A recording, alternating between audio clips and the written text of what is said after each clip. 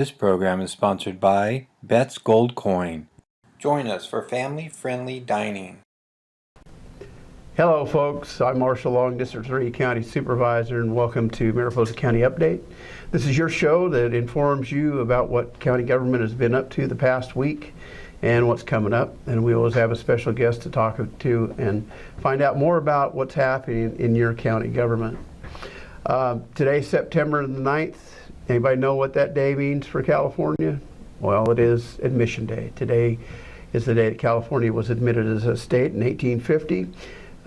We don't celebrate it much anymore, but back in 1850 it was quite a big deal considering how primitive California was at the time and being able to come in as a state. It did come in as a free state.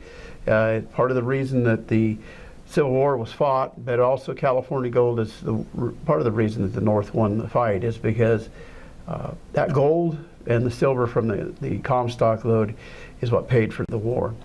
Anyway, let's get on to Mariposa County Update. There was no meeting yesterday because Labor Day was on Monday. Didn't have the opportunity to update and prepare a budget, or excuse me, an agenda. We did have a special meeting today, September the 9th. There was a grant that came in late from the state.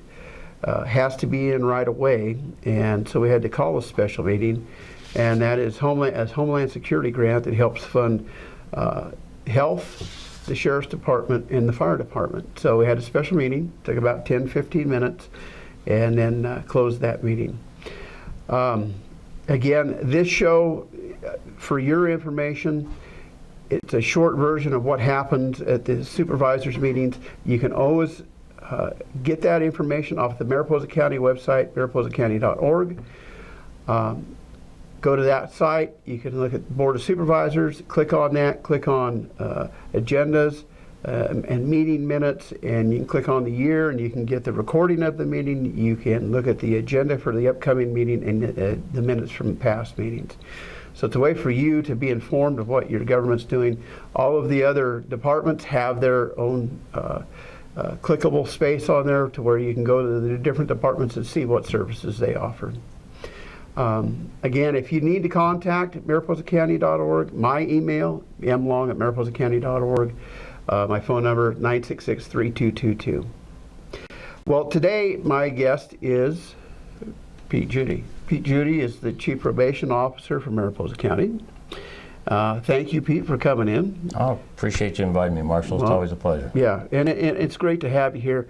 I'm not overly familiar with what the probation department does. As a supervisor, I do learn as we go through the process of budgeting and grants and such. And of course, there's been some big changes in probation and in law enforcement and incarceration, period. But before we get into those issues, let's talk about you a little bit. Tell us a little bit about yourself. Well, I was born in Kentucky, actually, and my dad was in the Air Force, and we moved around a lot and all over the country, and actually lived in France for 3 years. When I got in 6th grade, my dad decided it was time to get out of the Air Force and stop moving the family around, so we ended up in San Diego. And I spent most of my career and most of my education in San Diego. I went to high school there, and as a junior in high school, they called me in and said, "You want a job working at the courthouse as a custodian, a janitor?" And I said, "Sure." So through my high school years and my college years, I was working at the county courthouse in San Diego, cleaning it. And I got kind of interested in probation. And at San Diego State, that was my major, was in public administration with an emphasis in criminal justice.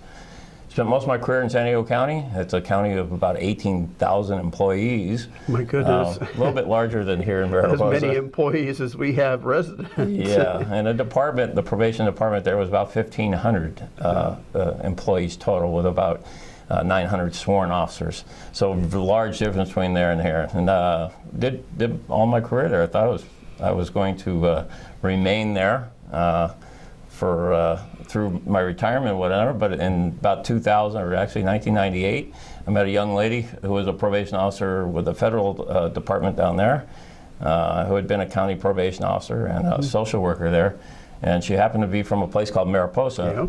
And I thought she was from Maricopa, so I thought Arizona. So I said, and she says, "No, it's it's up by Yosemite. I said, well, I've been to Yosemite, but I don't remember going to Mariposa.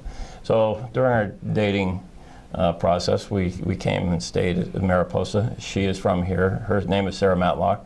Her grandmother, Violet Matlock, lived in where Chocolate Soup is now when we were dating. In fact, we got married in Mariposa so that Violet Gann Matlock, could come to our wedding.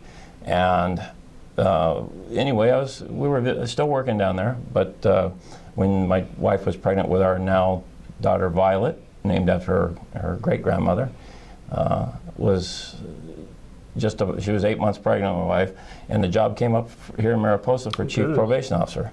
And I applied for it, didn't tell her. I just applied because I figured they were going to hire somebody else anyway. But anyway, after a long discussion, it was a big move. San Diego was a good county to work for. It was a nice place to grow up in when I was growing up there. But it was important for us to get our daughter, now we have 2 daughters, but then just one, closer to her grandparents, George and Diane Matlock, who are also been locals. George was born in Chocolate Soup, actually. He wasn't born in a hospital. But to get her closer to all the relatives and the cousins and the aunts and uncles. And so it was a big move, especially for me, who spent most of my career in San Diego in a large department, to have the opportunity to come here and work in Mariposa. But it wasn't a hard decision. Looking at the courthouse at the time, I can remember when they offered me the position, I still was whatever. I walked around the courthouse, saw the new library, new admin building there, and I was just impressed with the county's ability to put emphasis on its heritage and its culture. And that was one reason why I was moving back, because I thought it was important for my daughter then, now 2 daughters, Samantha Matlock. She doesn't like me to call her Samantha. Her name's, everybody calls her Sam, so when I say Samantha, I can see her looking around the corner saying, that's not my name. But they're both high school students, so it gave us a chance to get them in a high school where, you know, their great-grandmother went to school, and their grandparents and their mother and aunt and uncle, and learn about the gold rush area and be a part of it. It's been a great place for them to start their careers and their lives, and a good place for me to, I'm on the back end of my career now, so to have the opportunity to work in a large county and now a very small county has given me a lot of good experiences to bring with me here, but I've learned a whole lot more from coming here than I ever would imagine. It's been a great place to not only bring the family, but for me as a probation officer to learn really how probation departments operated years ago, long before I was able to, because large counties can't operate like some of the smaller counties. It's just too impersonal and too large of an organization structure to really get the results that you can in a small county. So that part of it's been pretty exciting. Probably a longer answer than you wanted for. No, that's all right. That's what's nice about Mariposa Update. It allows the folks out there to get to know us. And, because how often do you really see most of the residents of Mariposa County? And this gives them an opportunity to get to know you a little bit. And when they see you on the street, then they can continue the conversation. But, your wife and her roots going so deep into the history of Mariposa County, and your daughters being able to be, be raised here and go to school, that's really a benefit. It was such a difference from me moving around so much, and I tell my children that because I was in so many schools up until I was in 7th grade, for them to have the opportunity to grow up with the same kids, to know them their whole school career, and also understand the heritage that their family has up here has been important to us, and the family, including Teenie Matlock, who's a professor at UC Merced. Been involved in a lot of the Mariposa history and heritage and promoting that. So it's been exciting for me to learn actually about my wife's side of the family and have the opportunity to come here and live and work and meet so many great people. Judge McMacken and Judge LaRoche. When I first came here, they were the 2 judges who appointed me. And I thank the opportunity that I got to meet both of them and they didn't need to convince me. But I was a little, coming from a large county to a small court system, it was a little unnerving at the time. But I thank them for the opportunity to come here, and since then, having served for Judge Walton, and now I'm drawing a blank. Yeah. Okay. The judges watch us, and I know. It get mad. Judge Mike Figaldi, Figaldi. I want to call him RDJ. Judge Mike, which is totally inappropriate. Once you're chief probation officer to become a judge, you quit calling them by their first name. Yeah. So I was gonna say Judge Mike, and I thought, oh, that doesn't sound good. But Judge Figaldi, having the opportunity to work with those two judges now, and of course Judge Parrish, who retired recently. So it's been a great time while I've been in Mariposa. I've enjoyed working here, and it's a great department. I'd love to tell you more about it. Well, you don't work for Mariposa County per se. You are hired by the judges. It's interesting. I do work for two bosses. It's the judges here in Mariposa County appoint the chief probation officer. I am an officer of the court. I enforce as a peace officer. I enforce court orders. Unlike the sheriff who enforces general law, I enforce the orders that the judges give to probationers. So as such, I'm appointed by the presiding judge of the court, and I serve at their whim, if you want to speak. Now, in this county, they have a great cooperative effort. Right. When I was interviewed here, for instance, the judges were there. Two board of supervisors were there. The county CAO was there. The defense attorney, the district attorney. It was a panel of community members. Human Services was there as well. So they had a cross section of all the county departments, and in this case, two bosses that would have some input. Ultimately, it was the judges' opportunity to appoint who they wanted, but they wouldn't have done it, especially in a small county, had they not had the consensus of the Board of Supervisors. The Board of Supervisors is where the money comes from. It's through the budget process. So it'd be not true for me to say I don't follow what the Board of Supervisors want. In my department, for instance, unlike, say, for perhaps another department head that you appoint, they may only get what they feel is directives from you. I do get directives from the court and from you, but my job is to merge those and make sure ultimately both of those are in the county's best interest. And it's about public safety. It's about public safety, and they're both concerned with that. So there's never been any conflict. No. The Board of Supervisors here is funded my department, and the public safety, you put a public safety emphasis on your budget. Always have. And we appreciate that, and the partners in the criminal justice system, including Human Services, we have to all work together, and we understand that here. And the court does too. So there is no conflict. The judges have just as much interest in keeping this community safe as anyone else. They understand the financial difficulties sometimes the county goes through. So they work with the Board of Supervisors, and I've had no complaints with the board in terms of funding my department and making sure that I've got the resources I need. So in this county, it's great. It's not so in every county. No.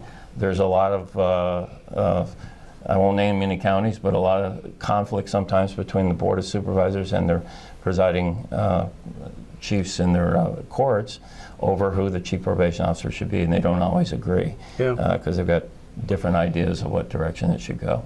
But I think here it's been a great cooperative effort between the Board of Supervisors and the court. And that's that cooperation between the courts, the county, the sheriff, Human Services, or all of the departments that you interact with. That cooperation keeps us all safer. If you have conflict with it between those different parts, the public just isn't as safe. And the emphasis, particularly with AB 109, Prop 47, the sheriff, the judges have done excellent work in finding ways, the district attorney, finding ways to keep the bad guys off the street, even though we have more of them coming into the county. But anyway, I'm getting a little ahead of myself here.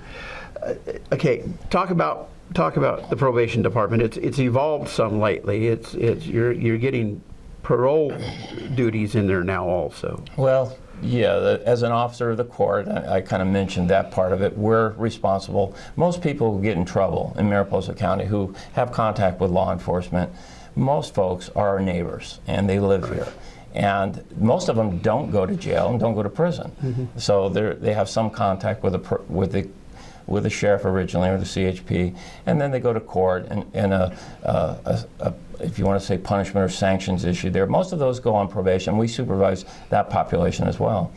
The ones that have been getting a lot of attention lately are the more serious offenders because of AB 109. And in a nutshell, folks got to remember with AB 109, the state of California was ordered by the Supreme Court of the United States to reduce its prison population. And unlike some of the comments you heard on the news, no one got released early. That was not part of the plan. They did not get released early from prison.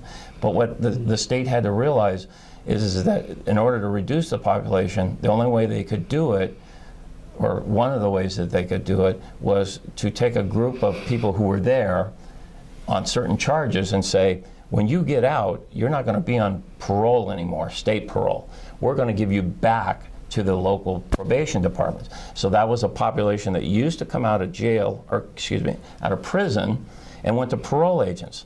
But now they came back to the probation departments, the local probation officers, which is a more serious offender than we normally get out of our jail. So that part was some anxiety with probation departments about that serious offender coming back. But by doing that, the state saved on parole agents. They were able to cut that and then take those money saved on that end and say, we're going to give local communities, including probation departments and sheriffs, district attorneys and CBOs, money to handle that population locally. And that population that was identified in the prison coming out, if we assume that they're always coming in and going out, we're going to stop that flow going in. So this group that they identified, they call them low-level offenders. Well, the low-level offenders sometimes have very serious backgrounds. They might have went to prison this time on a low-level, non-violent offense, but in that background, they had some history of violence. So that was part of the thing with selling it to locals that wasn't totally true. It wasn't. The population wasn't non-violent. There is some violent folks in there. But anyway, that population that was going there, they said, can't come there anymore. You have to treat them locally. And that became, this part was a challenge for the probation department as we started getting these parolees, because we had to gear up for that and be prepared for this more serious offender. At the same time, folks that, or people that were being sentenced to prison before couldn't be, we had to come up with local options for them. So it was a systemic problem for the jail, for the probation department, for human services, for mental health, all these systems that come into play, and really more importantly, our community-based organizations that help support drug and alcohol addiction treatment, because a lot of these offenders have those issues. Without all these people coming together and coming up with what we call the Mariposa implementation plan, we would not be where we are today, which is 4 years after AB 109, you don't hear much about it in the local community, because the sheriff, the district attorney, the probation department, human services, the board of supervisors has a representative on our community, our CCP, our community corrections partnership group. We had a plan which initially said we think it's going to go this way. Some of it did, some of it didn't, but we adjusted and we managed to the point where 4 years down the road, yes, we have 65 to 70 parolees, used to be, that are now in the probation department. Supervision. We didn't hire any new POs. That's 2 probation officers.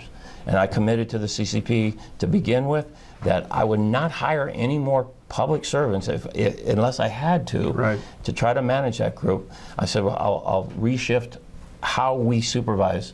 And by that I mean, it used to be we took all probationers, and you had 100 or 1,000 probationers, and you had 10 probation officers. Each one got 100. And in that group, there's a wide range, everything from a first-time DUI all the way up to a fairly serious offender. And we just scattered them that way. Well, I couldn't do that anymore without can't add new bodies to the system and do it that way without asking for new bodies. So we also knew from, years of studying corrections that not all offenders are the same. So there were tools out there that we didn't have or didn't use before in the probation department that did the risk and needs, and they're called risk and needs assessments. There's a lot of names for the different tools, but basically it's stop treating them all the same. level them out so that you know who your high-risk offenders are, who your medium are, and who your low are. And the low, my low officer has over 100 and so you can't supervise those by going out into their homes and that, but their score so low they don't need to be. So we implemented a structure in our department that used some evidence-based tools to help us not guess but make a pretty good professional assessment about who we need to watch closely and watch those closely. So now my low risk, or my high risk officer only has 40 to 35 versus 100 before. So that meant before somebody was on a high risk in a caseload of 100, he was not getting supervised that much different than the lowest. So in many ways we became better by being more efficient, and better by that I mean public safety was improved because we focused our resources on the group that needed it most. The district attorney, the sheriff, and the probation department partnering to really watch that group. But we have this whole other group entering. Mostly and a lot of times drugs, alcohol, substance abuse in that part of their problem is a base for it. It's not all of it, but we had to figure out a way to better serve that population. And so in our CCP plan, we contract almost 60% of our local funds that we get from the state on our plan to local community-based organizations to provide services that we used to try to do as a probation department, counseling and things that we did, but not necessarily very well. But by contracting with them, we're now able to spend time on supervising probationers in their homes, in their jobs, going out in the community, instead of just seeing them in our office, and turning the lower level services over to our community-based partners. And that's why they were so important in this plan, was that we had to engage them and utilize their resources to make us more efficient on the law enforcement side. It doesn't make a whole lot of sense for a probation officer who's a peace officer to get all this training and provide low-level counseling. It feels good a lot of times. And we're talking about adults a lot. We also run the juvenile programs on the intervention side, but which I personally feel is where a probation officer, if you're going to utilize your counseling skills, intervention skills, probation officers, I think, at that low level should be on the juvenile side, not on the adult side. By the time they're adults, some of the behaviors are so engaged that providing some of those services is better left to drug and alcohol counselors, to mental health counselors, to people that can retool their thinking process. So we do have a lot of prevention side and lower level services on the juvenile, because this community has said its youth is important to them, and I think that is the case. The Board of Supervisors in their meetings express that. So part of my goal when I set my department's goals and what we're going to hope to accomplish, we do have even though we're talking about AB 19, we have a big emphasis on juvenile population as well. Get them early and get it to them early. Yeah, so we, on the adult side, we structured it to supervise them better. And I crossed my fingers, quite frankly. I moved some juvenile officers to the adult side to help do that. I'm now in that process of evaluating after 4 years, how's my juvenile side doing in terms of those juvenile intervention programs, and I had some concerns. Actually be coming to the board in the next couple of weeks with some of those concerns on that, but nothing I don't think we have a good answer for. And then at the same time, we've been able to supervise on the adult side these new offenders and the new offenders coming in that are more serious and keeping this community safe. Could not absolutely do it on our side, on the court side, without the sheriff being 100%, Sheriff Benoway's Tom Cook, the district attorney. Yep. You'll hear reports, and I'm sure you have, going to the CSAC meetings, the county associations, how some counties it has not been that way. Their district attorney and sheriff has not played well sometimes with the team. So Mariposa County can be proud of itself. I think that we came together as a county and community, including working with our local community-based organizations and our faith-based organizations to engage in a problem that we didn't ask for, that we got, and frankly didn't get a whole lot of money. Yeah. But I think it's a systemic It's an everyday thing. You never know when an AB. We always, whenever there's an issue, it's still asked, was that an AB 109er? And when I say issue, if a federal, every once in a while the feds come up here and do a sweep and they arrest somebody that's on probation, and I said, was it AB 109? We still ask that question because we want to identify if that, if that is a new population or not. But I think we've done a really good job. I think the Board of Supervisors has allowed the CCP, the Community Corrections Partnership, to form a community plan with giving their oversight, but yet without telling us what to do, which you could. We mentioned that you control the purse strings. You do. The court can order, and I can want all I can try to say that this is going to work or that's going to work, but ultimately it's the board that has to give the support to those agencies, and you have, both to the community board, including the community-based organizations that are so vital. And it's a system. It's not an agency, so it's sometimes easy to fund one, whether that be if you're partial to district attorneys or probation departments or sheriffs. Sometimes it may be easy to do that. It's more difficult to look and say, okay, this is a system and everybody has needs, and how do we make this work? And my partner agencies, the new Human Service Director, Siobhan Katari, has been great to work with, getting mental health services into the jail, getting mental health recovery services to folks. Well, mental health is a big issue in incarceration and parole, because I can't remember the statistics right off the top of my head, but 40% or higher, of, depending on where you're at, of folks in prison, jail, in the system have mental health issues. Yes, and it's not just in the adult system, it is in the juvenile system. Right. Because the mental health system for years has been defunded at the federal and state level. Yeah. So when you have folks that are committing low-level crimes and you don't want them wandering out and on the Highway 140 and hitting, stepping in front of cars and for their own safety, you're putting them in your jail.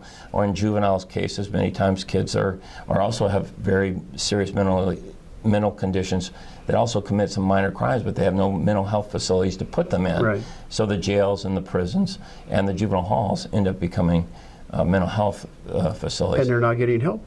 And they're not getting help. They are there. now. They're starting to now. But they're starting to get some added funding. I will say Siobhan Katari has been creative in, putting money as best she can in places and just really not, building a wall and saying, no, we can't do that. She always goes, I'm not sure we can do that, but let's see if we can. Yep. And that's such a breath of fresh air. But mental health services, as the sheriff and the Lieutenant Hart in the jail will tell you, is a ongoing concern, because it's you can't, if you put somebody in jail on a mental health condition, you don't treat the mental health condition, they're going to get out anyway. Yes. And then you stabilize them a little bit, put them back. If there are no intermediate connections, no linkages to services in the community, then it breaks there. And that was part of the CCP plan. Part of the problem with our current jail is that it was built in the 90s, and the sheriff probably knows the date, I don't. And it was built with a different inmate in mind, and it's built in pods with open bays. It doesn't allow you to segregate out low-level offenders from high-level offenders.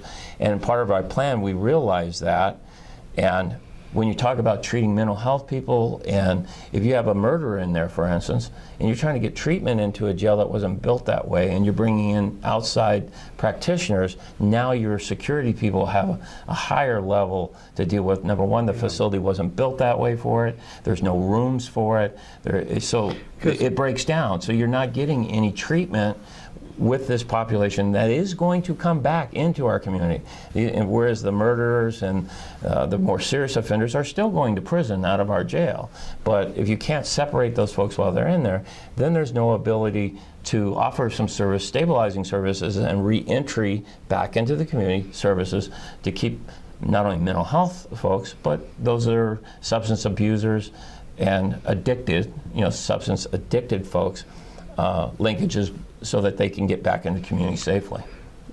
Now, the prison population has shifted back into our county jails. So a lot of the low-level offenders who we would have had in the county jail, the local what we would call the local population, they're cited and released.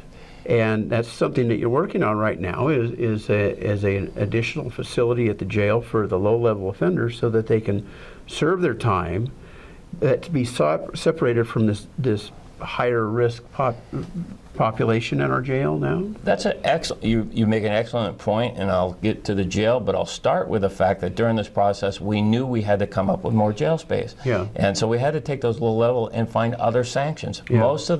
A lot of the probationers, when you're on probation, the court says, Marshall, you were drinking when you broke into my house, and now you can't drink anymore. Right. And you can go back home and go to work, but you can't drink anymore, and you're on probation. And the probation officer is responsible for checking on you, make sure you're not drinking. Right. Well, but in the old system, we come a couple times and you're not getting it, we throw you in the county jail. Right. And that was an option on a plate. Well, when you take that option off, because now we have more serious offenders, we have to do something else with you. We have to find alternative sanctions, alternative punishments that Marshall Long, don't mean to pick on Marshall, but It's okay, I'm sitting here. he seems to be the most neutral person. But what can we do with it? So we built in some alternative sanctions other than jail for our probation violations to make bed space.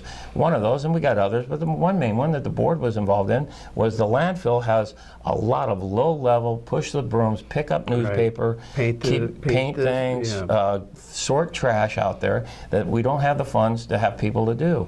So we got with the sheriff and district attorney and court and ultimately the board of supervisors and say, hey, we have this low-level offender that we used to put in county jail that we can get some work out of them out there and sanction them. They don't like working at the landfill. In fact, they like working at the landfill less than they do sitting in jail.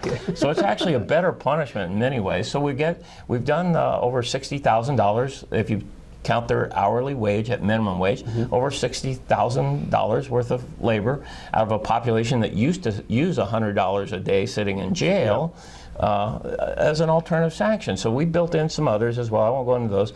But we also knew that with the jail that we had, there was no beds. It's not about expanding it for beds, really. We have beds. We've been able to manage that population with alternative sanctions, but we don't have a place to treat the low-level offenders. Right. So we've been frugal with our money. I say we. The sheriff could have asked for more money for a sheriff.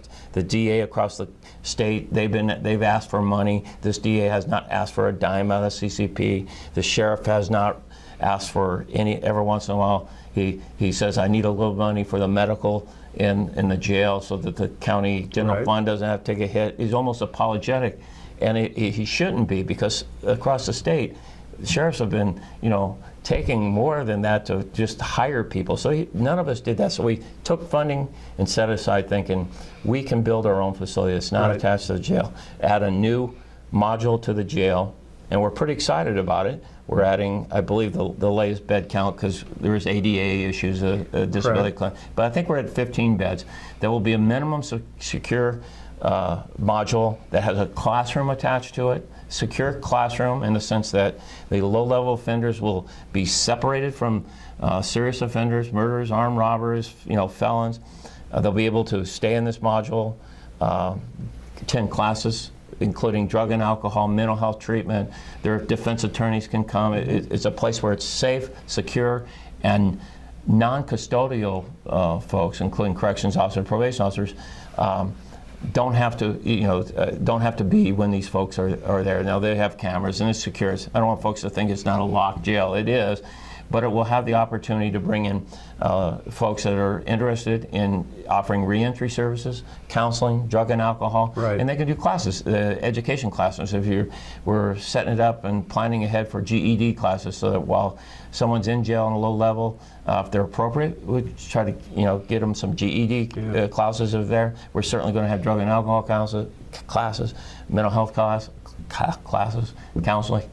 You get excited about it, because it's somewhat unique around the state, although it's starting to creep up in some of the other counties. I heard some sheriffs talking about now wanting to build some rehabilitation units. treatment unit, as I call them, although it's somewhat a misnomer because we never know how long they're going to be in there, and treatment Right. usually has a treatment. But the opportunity to provide a lot of reentry services and get those folks ready to be released instead of just saying, here's the door and go. So it's a pretty exciting time, and we're hoping for a completion date on the new module. It's never been done in the state of California, where the facility, you have to have Lieutenant Hart on here to describe it because Right. I'm not doing it justice, but literally it's being built in the Midwest, And it's brought out in pieces. brought out in big pieces Yeah, with a big crane. yeah. It's got Cody was talking about the logistics of getting the crane up from Fresno. But the good news about it is that it's high quality. The lieutenant took a trip to go visit one of the facilities in another state. Actually, I hate to. There is none in the United States. It was in Canada. Right. So we sent him up to Canada to look at it because we didn't want to invest all this money and find out it wasn't going to work here. Right. But it looks like it's going to be a great alternative. We're excited about it. Gives the sheriff and the lieutenant at the jail the ability to separate. And scientific studies have shown this over and over. If you put low-level offenders With high level, you make the lower worse, and you don't make the higher level That's ones right. any better. So. Okay. Well, Pete, it sounds exciting. You guys have done a great job, and I really thank you for coming today. We're going to wrap it up for today, but if you ever want to come back and talk about more things, I'd love to have you back. There's so many things that you do, and not just you, but your staff and the other departments all working together in concert to keep Mariposa County safe.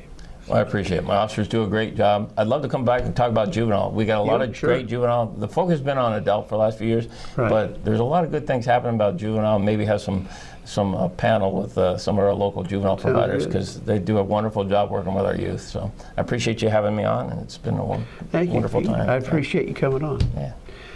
Well, folks, we're going to wrap up for today. Again, mariposacounty.org is our website for Mariposa County. Please visit our website. Again, my number, you can contact me, 966-3222, mlong@mariposacounty.org. Any questions, comments, suggestions, constructive criticism, we'd love to have them. So again, thank you for watching your show, letting you know what your county government's doing. Thank you and have a great day.